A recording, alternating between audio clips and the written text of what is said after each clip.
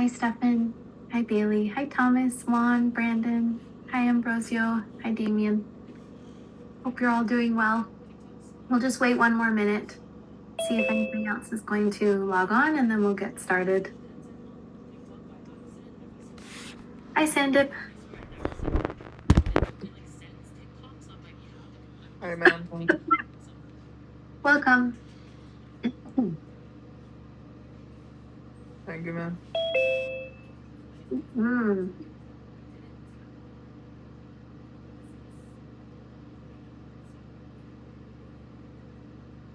Hi, Rose. Welcome.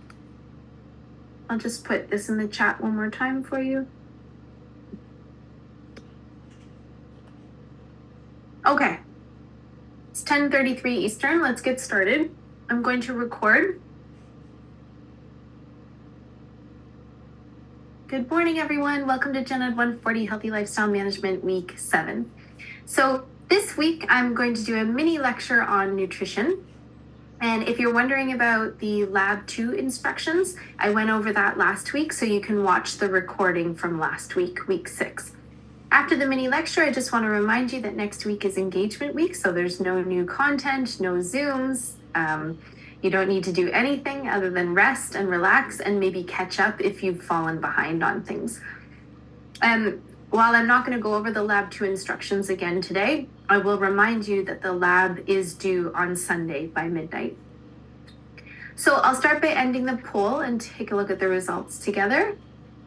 So did you know Lab 2 is due Sunday? Most of you did, one person did not. So always want to remind you of due dates and deadlines, okay? If you're in our course on eCentennial, then the landing page has the news item. The news item, I list reminders, including when things are due. So that's one place you can find out that information. The next place, down on the right side, see there are calendar events. Here's another place where you can find that information. See February 25th at 11:59, Lab 2 is due.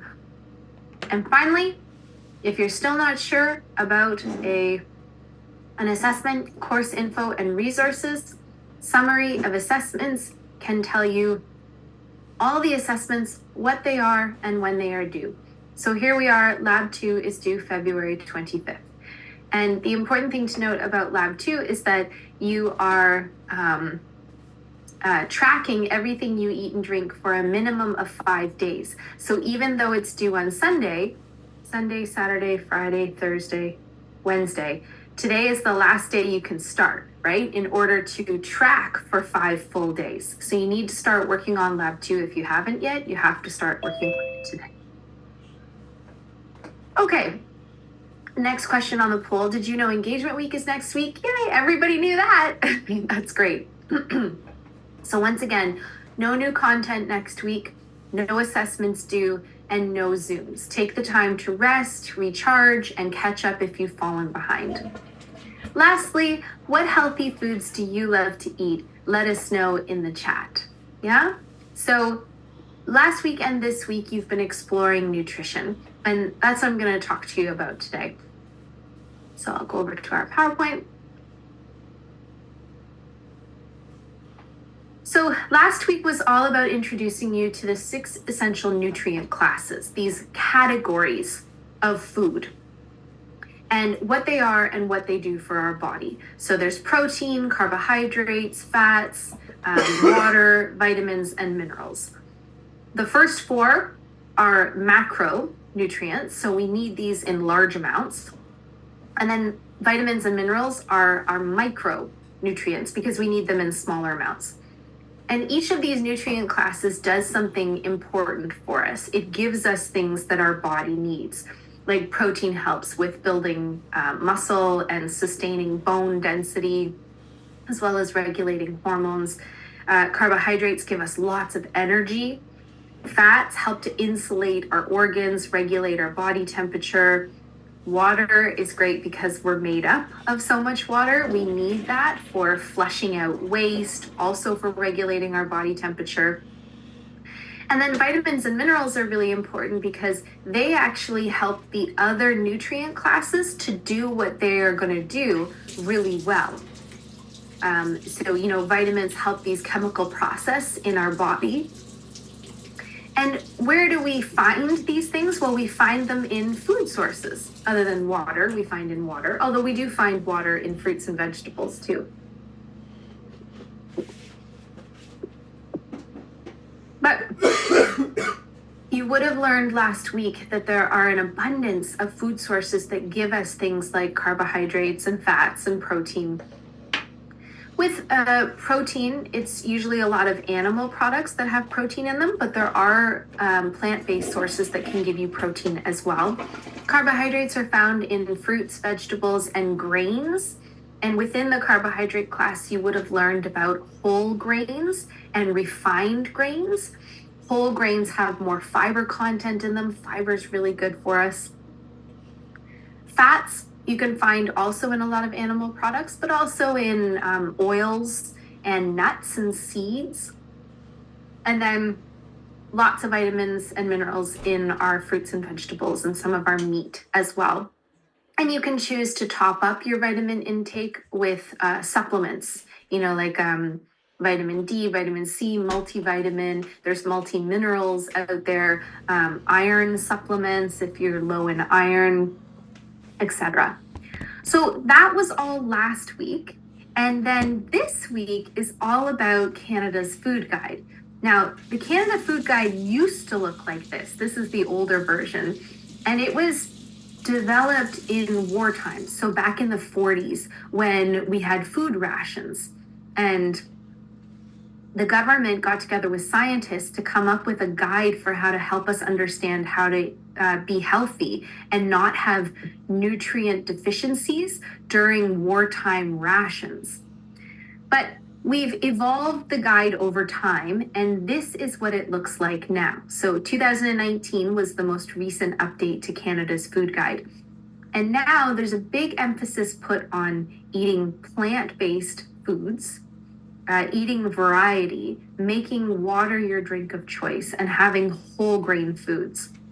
And that's a big difference from what the Canada Food Guide used to look like back, 40, 30, 20 years ago, where the emphasis was a lot more on refined carbohydrates and on lots of meats and dairy. So the big takeaway from Canada's Food Guide now is eating a variety of foods each day, having plenty of fruits and vegetables, eating protein foods, choosing whole grains, and making water your drink of choice. And what you'll learn when you go through this week's content and watch the PowerPoint video is how you can get more specific with each of these categories. For example, having a lot of different variety. So your plate is very colorful and there's a lot of diversity and choice. You're not just eating the same thing over and over again. As well as eating lots of fruits and vegetables because they're so high in fiber and vitamins for you, particularly if you eat them in their whole form. So before they've been cooked or juiced or peeled or something like that. And there's a long list of fruits and vegetables out there, and this is not all of them. As well, eating protein foods. And by protein, you're helping with body development, muscle development, brain development as well. But you don't need a lot of protein. And there's some protein is healthier than other proteins, right? So some options like eggs, fish, nuts, nut butters and seed butters, seafood, dairy, especially dairy that hasn't had sugar added to it, beans, lentils, legumes, and then soy products as well. It is important to have fat, but we don't need a lot of fat. And some fat is healthier than others. Like unsaturated fats are really, really good for us. Our omega-3s, omega-6s, olive oil, flaxseed, vegetable oils, nuts, fish. This is really good fat for us. The fat that we really don't need a lot of, the saturated fat, typically comes from our animal products like red meat, pork, beef, lamb, bacon, cream, heavy dairy, and then, of course, the packaged foods like ice cream and frozen desserts and deep fried foods that all taste so delicious are really not good for us. So we only need these in small amounts.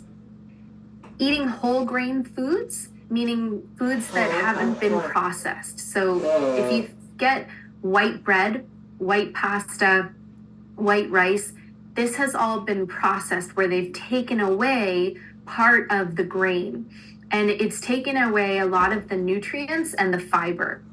So as much as possible, can you eat whole grains that haven't been processed or refined?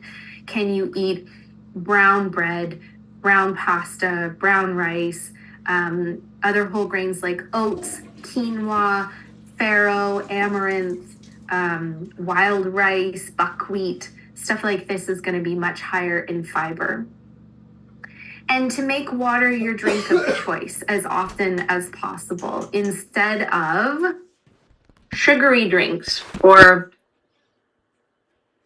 caffeinated drinks, energy drinks, which are very high in calories but don't actually give us any nutrition. We don't need these drinks for any reason other than they taste good to us. Well, okay, a little bit of caffeine, sure, helps you to wake up in the morning. I get it. But they're not hydrating, is the important thing to know.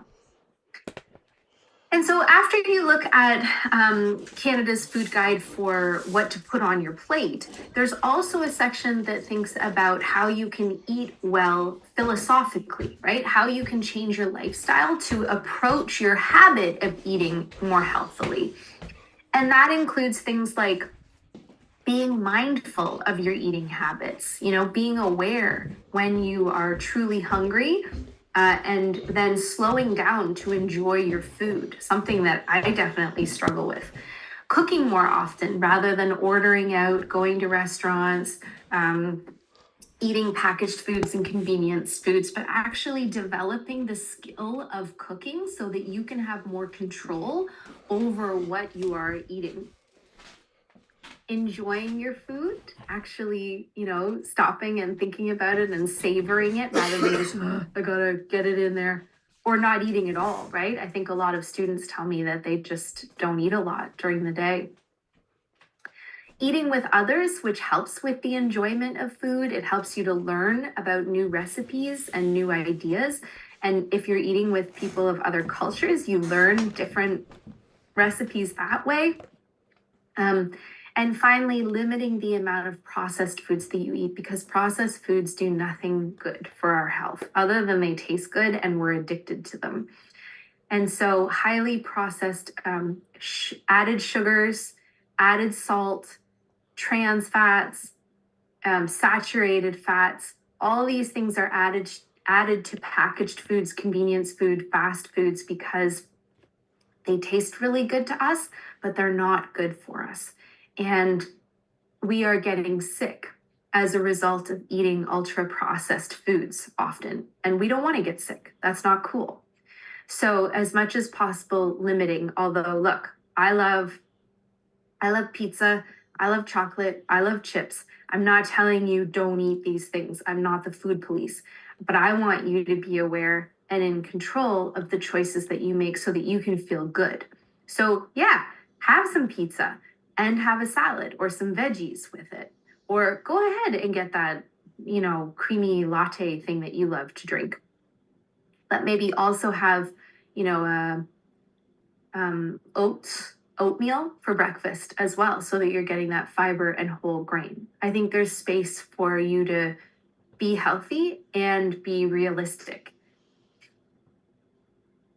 So that's what you'll explore this week when you look at the content. And then the last section that you're going to look at when it comes to nutrition is how to read food labels. So figuring out that every single packaged food has a label on it that includes a nutrition facts table, the daily values, and then the ingredient list. So the nutrition facts table is going to tell you quantities of things, right? Like remember those essential nutrient classes? You can see by this box of Cheerios that it's letting you know that there are just a little bit of fats, definitely carbohydrates, and then a bit of protein and a bit of salt in the Cheerios. And then the second part down, the daily values, are letting you know proportionate to a 2,000 calorie a day diet, which is an average, right? Like the average adult needs about 2,000 calories a day. So by that measurement, by that standard, a bowl of Cheerios would give you about 5% of your daily potassium, right? See that how potassium is the top one there? And it will give you 2% of your daily calcium, 42% of your daily iron. So the daily values give you an indication of how much of what you need in a day is there in that food for you.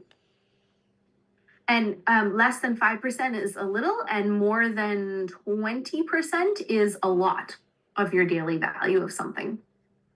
The last part, the ingredients list, is an important one too. It tells you everything that's inside of these Cheerios, right, or whatever the food is, and they list the ingredients from largest to smallest. So the most prominent ingredient in Cheerios is whole grain wheat.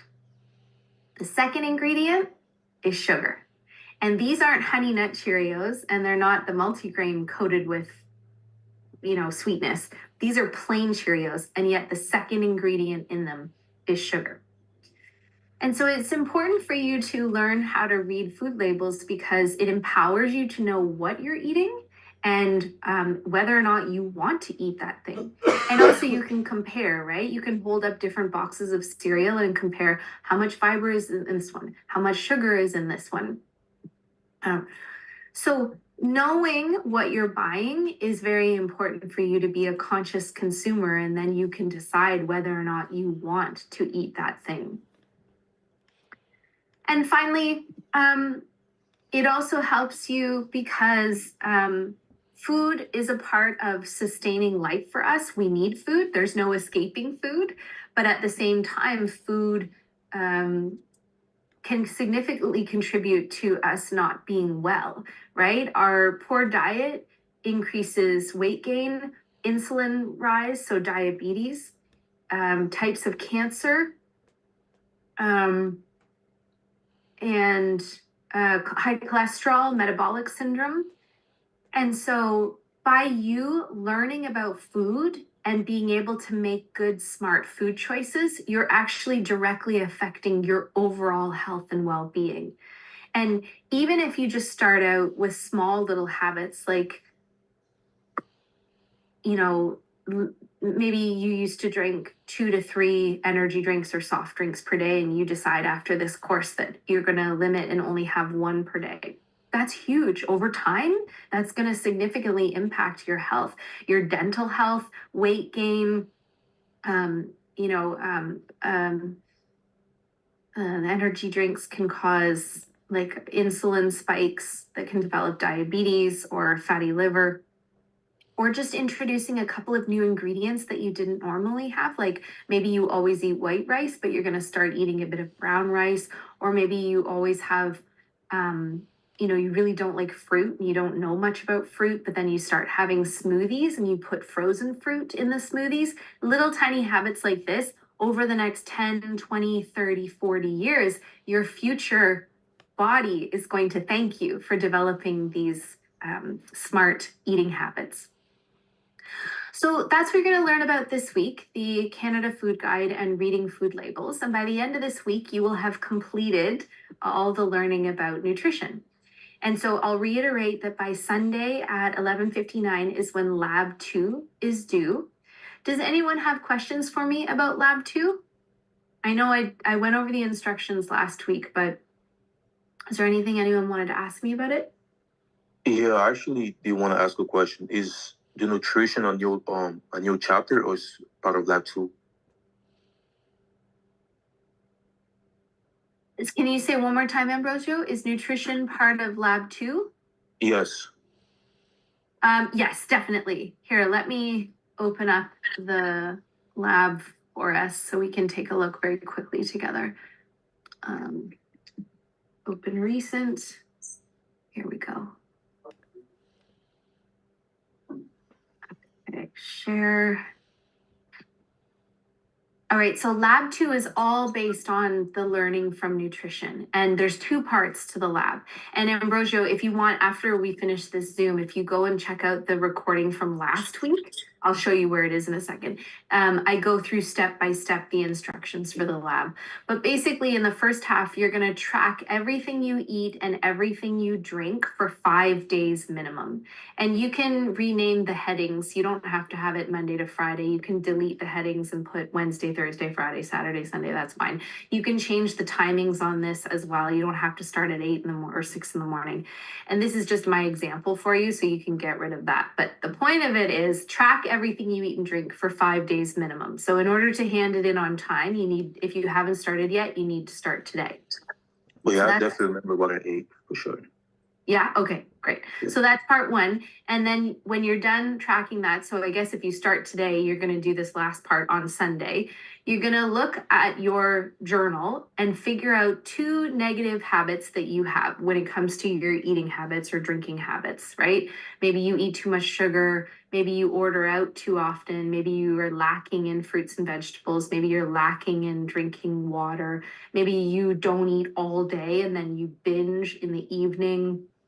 It's really up to the individual, right? There's some Professor? questions here to get you thinking about what could potentially be negative habits for you. So you're gonna write down these 2 negative habits, what they are.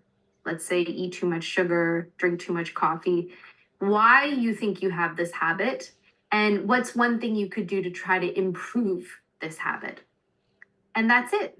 I give some examples in last week's recording if you want to Professor? look at that. Just let me just finish, okay, Ishrat, and then I'll answer you. And that's it. So then you'd save it as a PDF and upload it. So it is definitely lab 2 is all about the work we've been doing on nutrition. Does that answer your question, Ambrosio? Absolutely. Thank you. Okay. Hi, Ishrat. Sorry, go ahead. Sorry, Professor, is the lab due next week? Like this It's week? This week, yes. Sunday? Sunday. Oh. Yeah. So Ishrat, I said at the beginning of the Zoom, and I'll always come back to this, there is a chart of all the assessments, what they are and when they are due. So I never want anybody to be unprepared or surprised by a due date, right? So if you come to our course online, I always put reminders here so you can see what's coming up. So there's the reminder, lab 2 is due on Sunday. As well, there's a calendar on the right hand side, and that tells you lab 2 is due Sunday. And finally, if you go to content, course info and resources, the very first topic here, summary of assessments, it has everything, every single assessment, what it is and when it is due. So if you look at this often, you'll never be surprised, right? You'll be like, oh, okay, I can see that lab 2 is due on Sunday and it's worth 5%. And then I don't need to worry about anything else until March 3rd when I have to do the habit change check-in. Okay, so I really encourage everyone to lean on these indicators so you're never taken by surprise when it comes to an assessment and when it's due. And then coming back to Ambrosia for a moment, in that same folder, course info and resources, there's a subfolder called Zoom recordings. And our last week, week 6, I recorded the Zoom talking about the lab 2 instructions. And I go step by step through, examples of what, would be a good example for lab 2. So if you wanted to, you guys could watch that. So is that okay, Ishrat? You're clear now? Lab 2 Yes, is due Professor, Sunday. thank you. But remember, lab 2 means you have to track for 5 days minimum. So if you haven't started working on lab 2, today is the last day to start working on it in order to have it complete by Sunday. Anybody else have questions for me about the content or the assessment?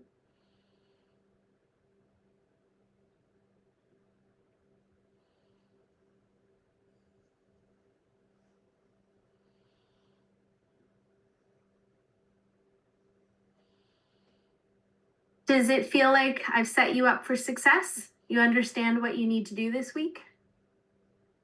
Thanks, Bailey. Okay, Michael, you're good. Thomas, you're clear. Muriel says yes. Okay, great.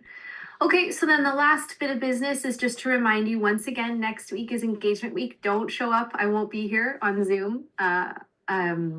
Take that time to relax. And then the following week, so the beginning of March, we're back in our Zooms, and it's actually going to be practice for test 2.